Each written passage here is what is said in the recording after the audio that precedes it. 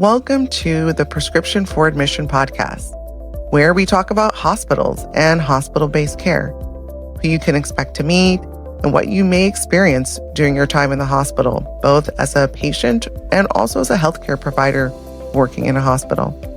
My name is Dr. Monique Nugent. I am a practicing hospitalist and also the author of Prescription for Admission, the book, where I talk about many of the same topics. Thank you for joining me and enjoy the show.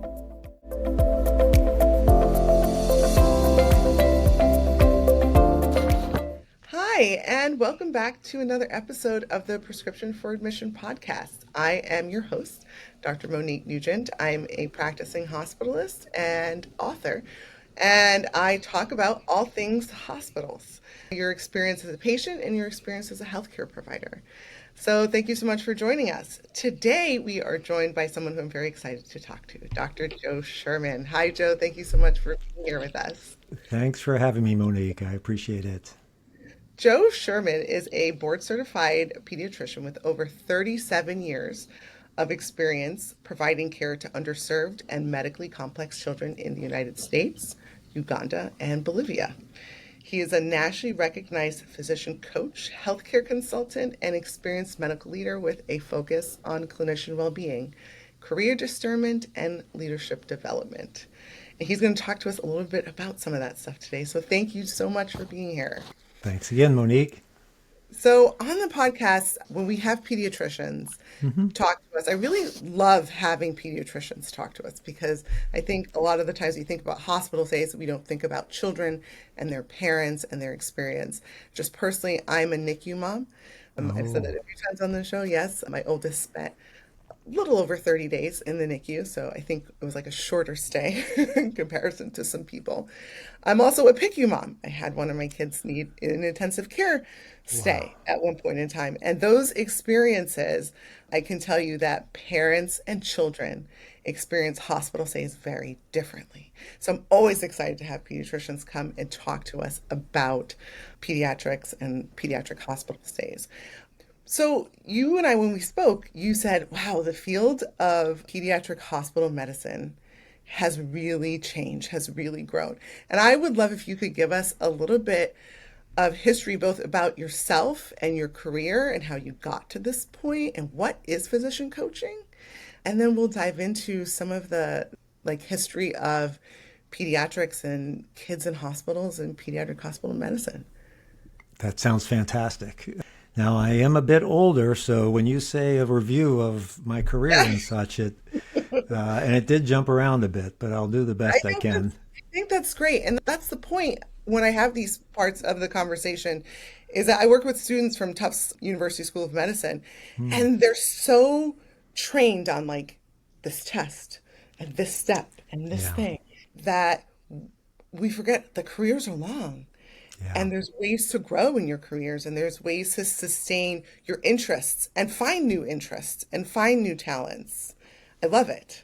Absolutely. Yeah. I'm so glad that you brought that up because I think and I'll go right to my coaching clients. When I coach physician clients, especially the ones that feel like they are stuck, like this is where I am. There is no way out. I don't know any other way of seeing things. I can't imagine doing anything else. And yet what I'm doing now is just tearing me apart, breaking me down.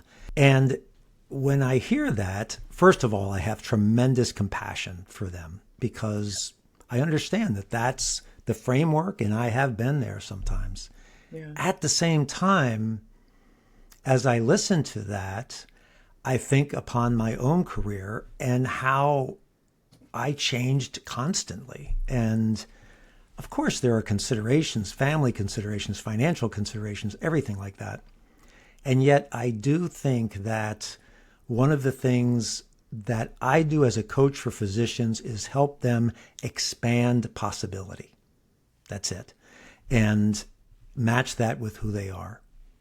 So a little bit about my background, and then I'll just give some highlights, some touchstones. Yeah. First of all, the attraction to medicine. I'm the youngest of 7 kids from a big family, lots of competition, lots of comparison. what can I do that's going to outshine all my older brothers and sisters and is That's a different lot. from all my older brothers and sisters? So nobody was in healthcare. Everybody was afraid of hospitals and doctors. So that's where I went. And that's one of the reasons I was attracted. There was math and science and all the kind of traditional things. But also, I truly did have, as I look in retrospect, I had this attraction to, people say, I want to help other people. And I think that that's true. But I really, again, this is in retrospect, I really enjoyed getting to know people well and really being there with them, but being with them not on a superficial level, on a deeper level. Yeah. So that went on to college, and I studied engineering in college and biomedical engineering, and that was kind of have a plan B just in case don't make it in. Uh, and at the time, biomedical engineering was in its infancy. I don't think we really knew what it was, even though we were studying it, but it was a good pre-med major. And then on to Richmond, Virginia, where I did medical school and residency.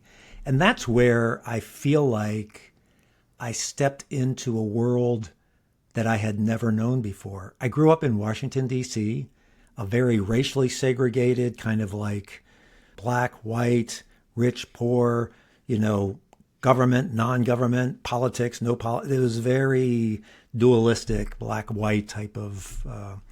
And so now I entered into a world in Richmond, Virginia, where I was a medical student and physician for people who lived in the city. And as I look at it, that population of patients who I cared for as a medical student and resident taught me how to be a doctor. That's And beautiful. they come into the hospital and they probably, unknowing to them, consent to have people who are less experienced, that frankly don't know what they're doing, actually work and learn and practice with supervision. But back in those days, in the early 80s, there wasn't a lot of supervision There as wasn't far a as lot of attendings. consent, or there wasn't a lot of consent. No, none Yeah, of and that. that's something that has thankfully changed a lot, that patients and their families will know that you'll have a medical student or a resident seeing you. Absolutely. Yeah, and I think back at what we did as pediatricians and just saying, okay, we'll see you. You go wait out there. We'll be right back with your baby. And I think about that now as a parent and as, oh gosh, yeah. Yeah, I, yeah. I just, in just to kind of like sum it up, I would say from there, I had an experience internationally in Belize as an elective, my senior year of residency, which really attracted me to this whole international health. And really, I would say, assumed a mission for serving underserved populations of folks. And then education was always something important to me. And getting to know people, where they lived, where they worked, what they did, who were these people that came into the walls of the hospital and then left the walls of the hospital and then they disappear. And so that brought me to DC, my hometown, where I had a career both internationally, Uganda, Bolivia, DC, Seattle, Tacoma, that merged service to underserved populations, education for usually residents and medical students, as well as a community aspect to my work. Wow. So much there. So much there. The thing that I love that you have come back to over and over is the community. What goes on outside of the walls of the hospital? That's where our patients, that's what I tell patients, that's where you get better, right? The hospital is here where you're going to come, we're going to do some stuff, give you some medicine, but the home environment, the community. And I think if we don't understand what's in the community, we don't understand what's coming into the walls of the hospital.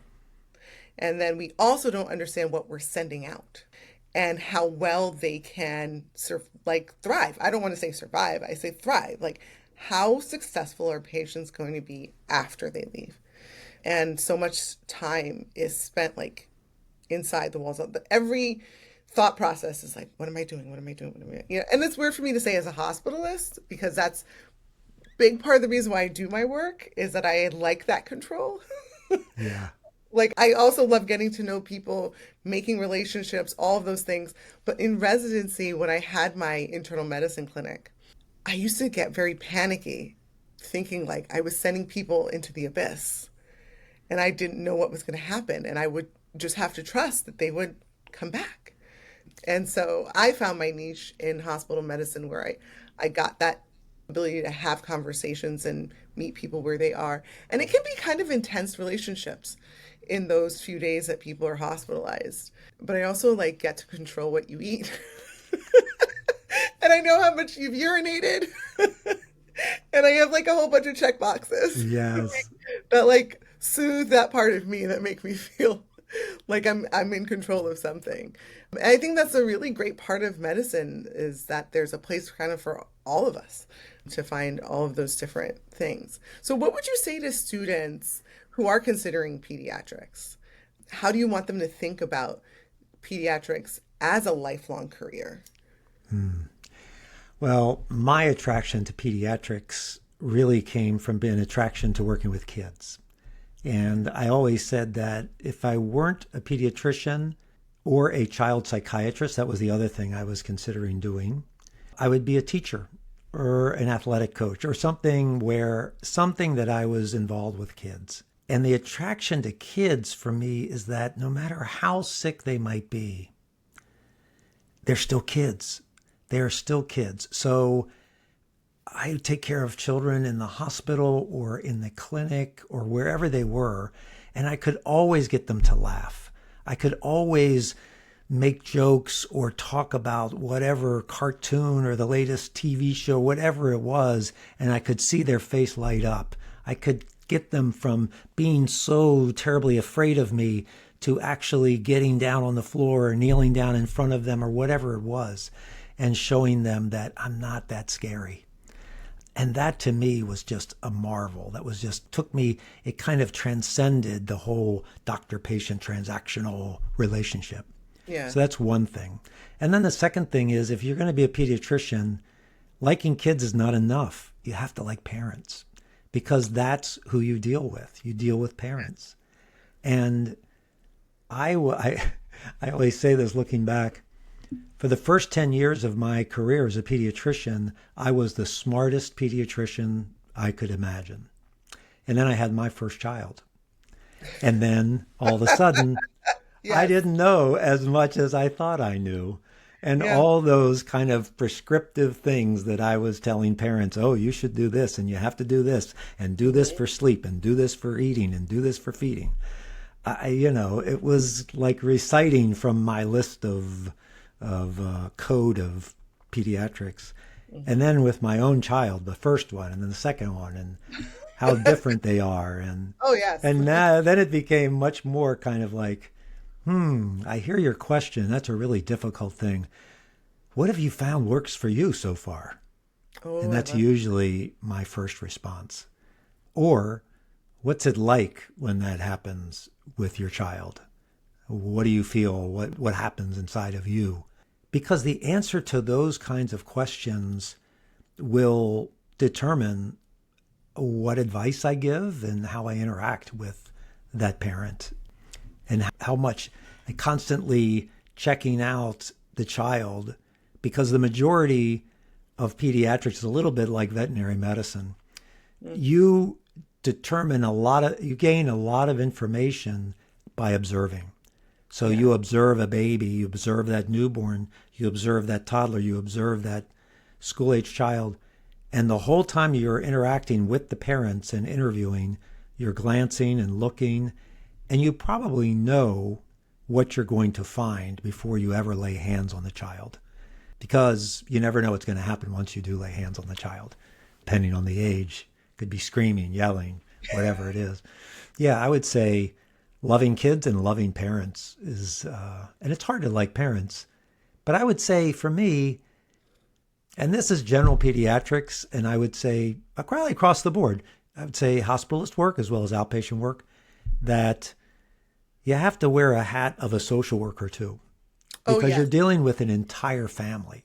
Yes. And so you have to be skilled and enjoy family dynamics and communication and relationships and resource searching and navigation and so forth. So yeah, there's a lot of social work involved. Yes. Oh, yeah. That we have a case manager who joins us on the podcast because it's such an integral part of caring for patients is really that whole social support network. And especially for kids, right? Because it's not just the child, it's the parent that you're dealing with. I had like sort of that experience. I used to be a really confident, physician. I'm still a very confident physician, but I had my first child and suddenly I was being spoken to as mom by pediatricians, by people who I would just, assume are colleagues, and I started getting that voice from them, like, okay, mom, such and such mom. And I was like, wow, is this what I sound like sometimes when I'm talking to people's family members or to patients? They're like, oh, really? Is that the thing that's happening? Mm-hmm. The sing-songy. And I had to learn how to frame myself and my concerns. I felt like I had to be more like aggressive or clinical to get my concerns across. And then I was like, wow, is this what parents are going through? Like, or moms are going through? And then every so often I meet a pediatrician who's like, but we trust the mom above all. And I'm like, thank you. Thank you. That's the thing. That's the thing. So yeah. Absolutely. I always like any parent that brings a child in, and especially I say especially new parents, and I say parents, not just moms, parents. Yeah. And I tell them, I said, you are the expert in your child. There is no one that knows your child better than you. And I can provide some information that's medical, technical, things like that, that fills in the blanks. But as far as what's happening with your child, each day as you watch your child grow, develop, and you spend 24 hours a day with that child, you are the expert. So I'm always going to defer to you as the expert and provide the information that I can to augment that, try to help. Yeah. So in your career, were you doing that model of seeing patients in the office, running to the hospital, seeing patients in the hospital, running to the office? And over time, did you see the division of, wow, this is kind of more of a specialty and physicians are making this their work? And I can be in the clinic or I can be in the office. How did that, because I know how in internal medicine it came about, and then we even had papers, that you said like, okay, hospital medicine is a thing now, how did the pediatric world navigate this change? Because hospital care is so specialized nowadays. Yes, I would say that one major difference between how I functioned as a resident back in the 80s and how residents I see function today is that one is that as residents, we're really the ones managing the children. We were managing all the patients.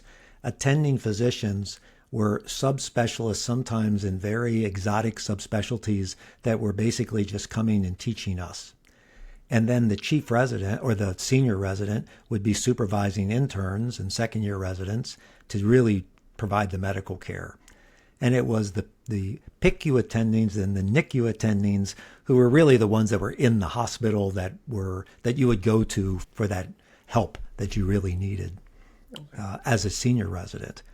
The other thing, we did a lot of hands-on procedures. We drew the blood. We did, especially in pediatrics. And then the other thing was that, and this is the major difference that when I talk to pediatric residents and medical students, is that we had the luxury and the privilege as residents in our training, and then later as a pediatrician in practice, of seeing normal, healthy children who got very, very ill, usually with bacterial infections, come into the hospital like on death's door, meningitis, sepsis, epiglottitis, all of these acute diseases, severe asthma, and treat them and see them walk out the door completely normal, completely back to their normal state of being. And that sense of satisfaction that I, as a physician, had something to do with that, brought great fulfillment.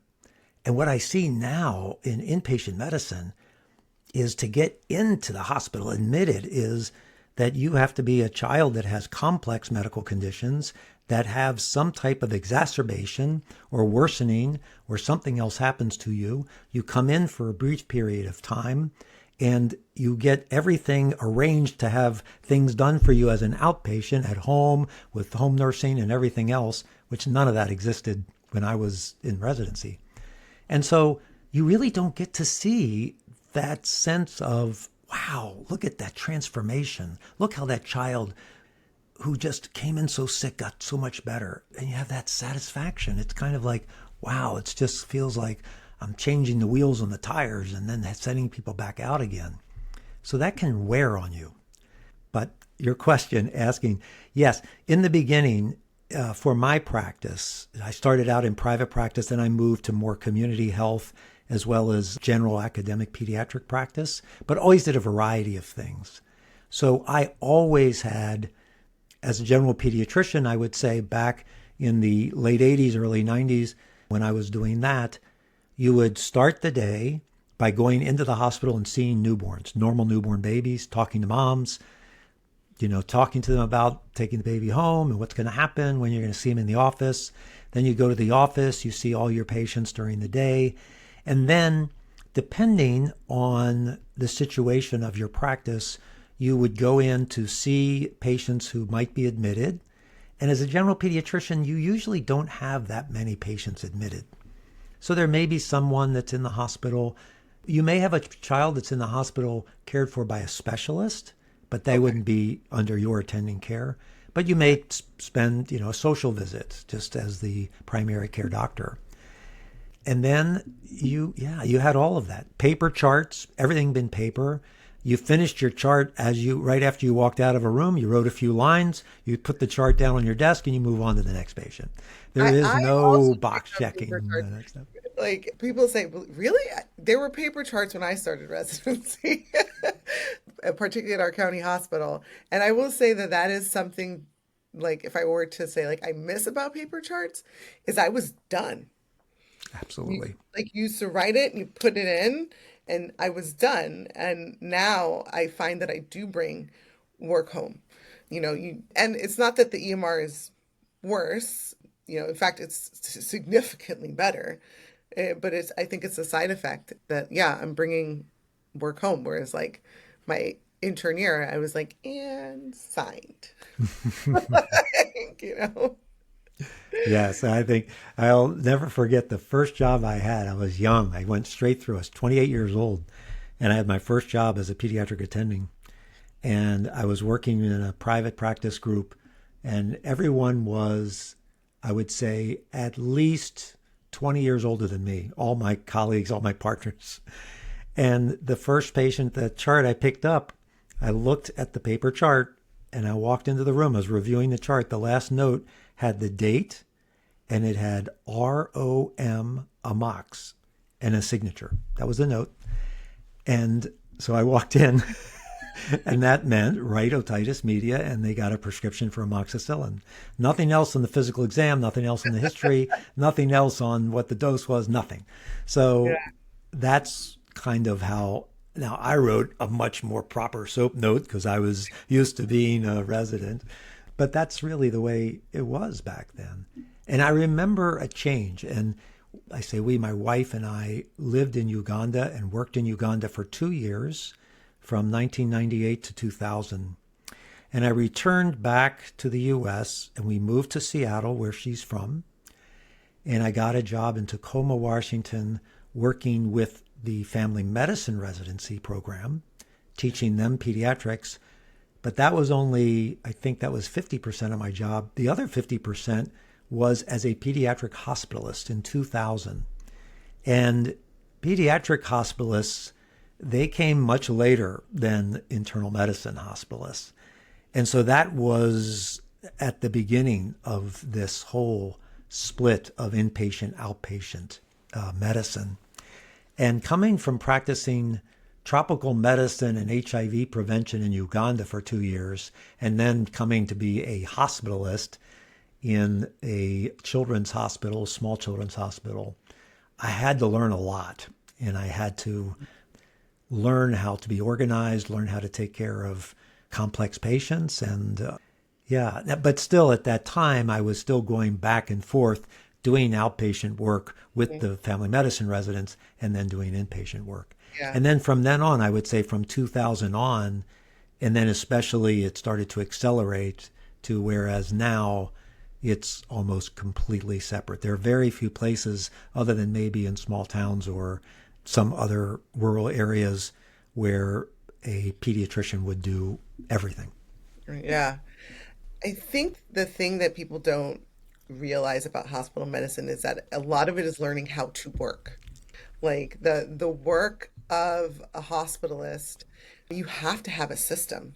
Getting through your day, getting through your patients.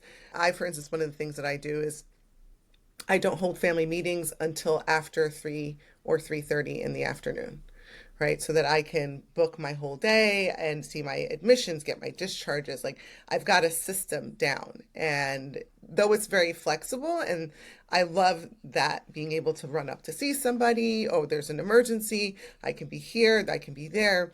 If you don't have a system on how to do the work, you will be there. My first day by myself in the hospital was a 14-hour day. A How long 14 was your shift supposed to be? It's supposed to be, I don't even, I think it was supposed to be like, I think it was supposed to be 12, but they Uh, also, it was my first day, so they gave me something like 12 patients. So mhm. thinking like you can get through like one patient. And I was like defeated. And this was at the Oh. institution that I trained in, an institution where I was the chief resident, but I just didn't have the discipline of the day. And Mhm. because of that, I got pulled in so many different directions. I started this thing, I didn't do that thing. I answered a phone call. Sure, I'll go back to the room 27 times to talk to a family. Of course, I can have a family meeting at 11 in the morning. But like now, hard and fast rules. Like, this is how I structure my day because it's required for me to be successful, to see all the patients and address all of those needs. So, yeah, And I that was, bet it's required for you to survive and also thrive in your job. I mean, you're setting healthy boundaries that are required for your job. And then I assume as a result of doing that, you're more present when you do those family meetings at the end of the yes, day because you're not thinking, what else do I have to do? And then yes. more present when you go home.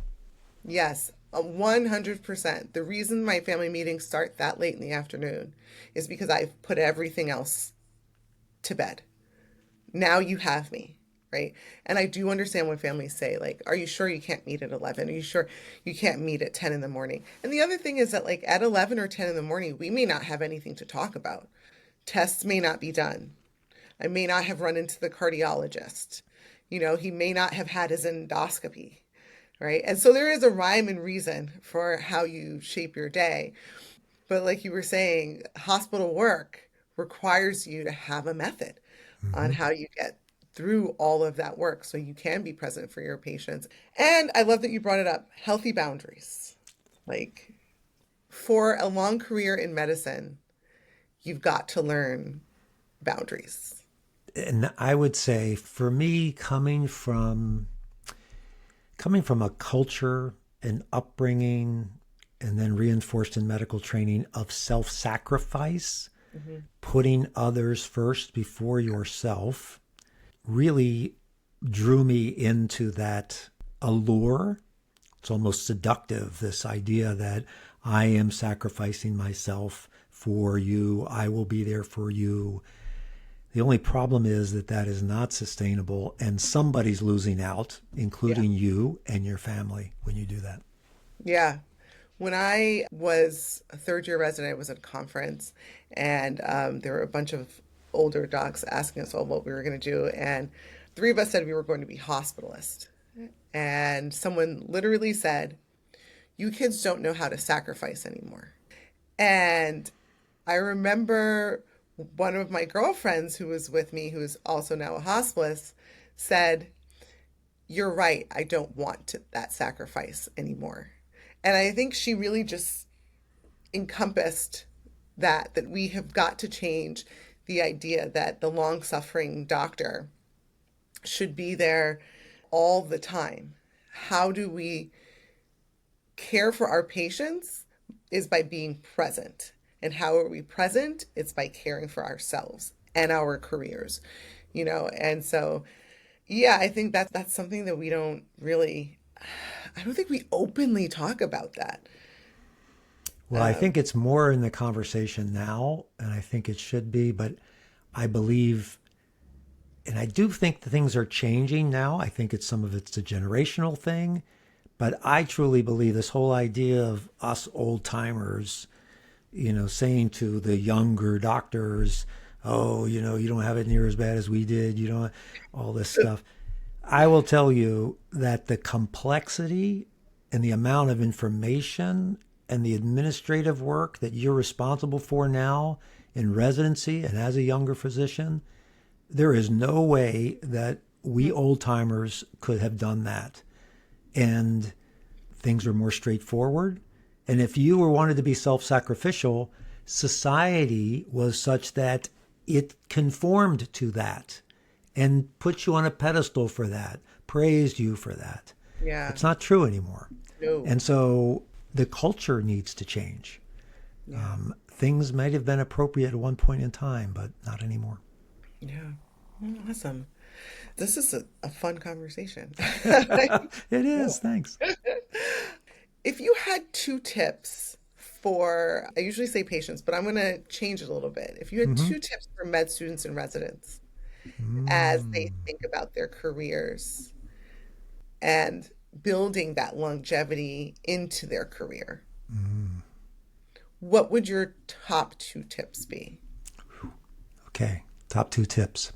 One, I would say, is know yourself. And when I say know yourself, I'm saying independent of any identity as a doctor, as a physician, as a specialist, whatever your job is, you are first and foremost a human being with certain values, certain interests, certain passions, certain creativity, certain needs. The more you get to know yourself and stay true to yourself and those values, and you have to remind yourself of that all the time, because as you go through training and as you go through your career, everyone else from the outside will try to impose all of that on you and try to mold you. And the way the system is set up, the more that you mold according to the person who is in your direct supervision, is in charge, then the better grade you get, the better letter of recommendation, the better residency, all of that. Yeah. So you have to learn how to be a bit of a chameleon, but at the same time, you have to be true to yourself. You have to have some activity, some practice. So first is know yourself. How do you do that? Is to develop certain reflective practices, something that takes you out of that identity as a physician, brings you back to who you are as a human.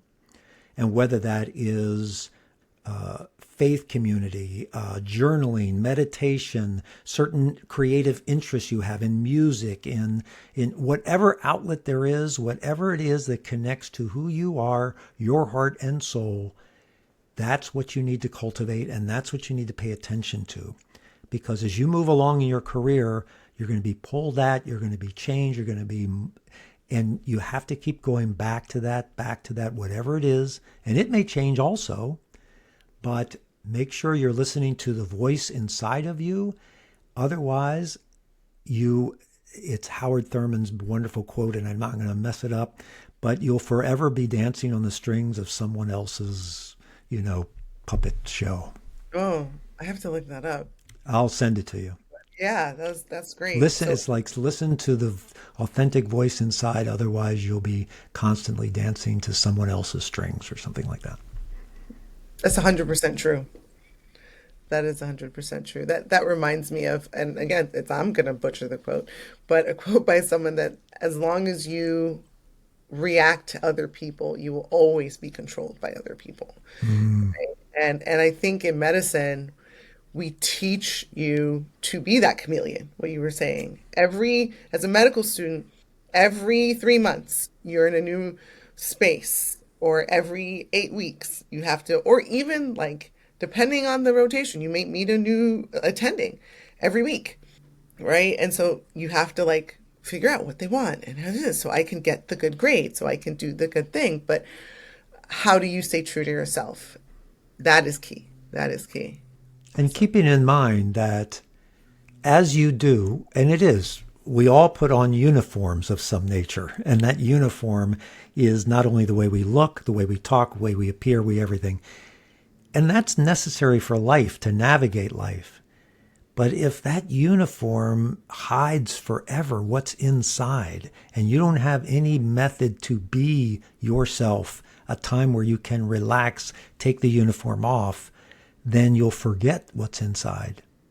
And I will say that many, many of my clients, my physician clients that I work with, one of my first aims is to get back in touch with what's inside. And some of them never got a chance to do that because they were following someone else's drum from the time they were kids. Yeah, I can see that. It's prescribed. Everything is prescribed. You take these classes, you get these grades, you take that test, you do this application. It's the map. There's very few off-ramps. There's very few ways to like veer back. And even in residency, it's like, you're just there to get through it. Make sure that you finish residency on time, because you will have to answer if you failed a rotation, if you had to take time off, if you're not this perfect on paper applicant, you have to explain. And I will Yes. say that there's nothing that gives physicians more anxiety than having to explain their weakness. Our humanity. Our humanity. It's our humanity. I feel like Wow. I had several bouts of burnout, I would say. I switched jobs. I say I never had one job more than 5 years. Now, part of that was because I had opportunities that came along, opportunities to live abroad. I'm married to a wife who is a very creative, adventurous person. And so if she starts to feel like, okay, it's time for us to take our kids and move to Bolivia, You're like, then okay. I'm like, well, let me calm down, take some deep breaths, but you haven't led us wrong yet, so let's go. So those things happen. But I would also say that even when those things happened, I could see that and I keep a journal. I kept a journal from my second year of med school. So there's a lot of volumes. And I can go back and I can see in all the different journal writings and everything that I've written, there's always this hesitancy. There's always this self-doubt, this second guessing what's going on. And should I be something else? Am I supposed to be something else? The other thing that occurred to me just now is something that really helped me along the way was always having relationships that are authentic with people outside of medicine. To be able to have that touchstone with someone who has a perspective, who knows me as a person and not just as a doctor. And that is a way that you can have a mirroring of who you truly are in case you get lost. Yeah. That's it. That's your second tip. There you go. Have Well, someone I you think know. I got 5 in there. Yeah. I feel like I took a whole lot more from you. So thank you. This is wonderful. So as we wrap up, the other thing that I like to ask is if you have a book, a movie, a TV show that you could point to us and say, this is it. This is what I'm talking about. Take from this and understand that this is my message to you. Or the opposite, that like, this is an example of what I mean by bad.